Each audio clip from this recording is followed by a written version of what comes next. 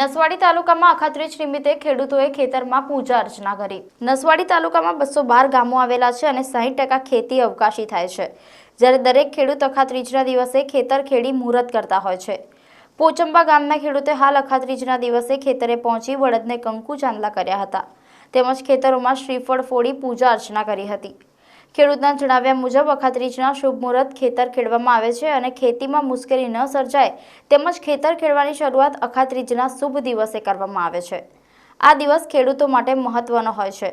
આ દિવસ શુભ ગણવામાં આવે છે। ખેડૂતો ખેતરમાં પૂજા અર્ચના કરીને રસોઈ પણ ખેતરમાં જ બનાવે છે અને સાથે બેસીને જમે છે અને ખેડૂતો ભગવાનને પ્રાર્થના કરે છે કે આખું વર્ષ સારું જાય અને ખેતીમાં સારી ઉપજ મળે। જોહાર, જય આદિવાસી।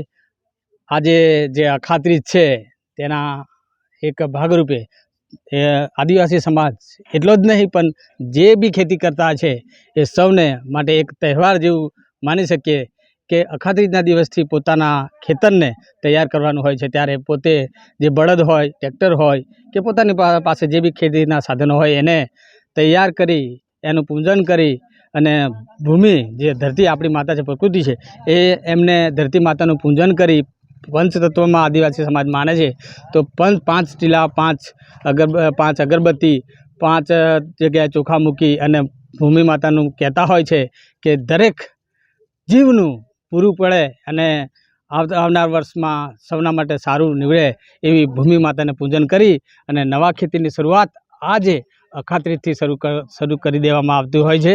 અને એ જ રીતે જે અમે બી ભૂમિનું પૂજન કરી આજે અખાત્રીજની શરૂઆત ખેતી માટેની શરૂઆત કરી।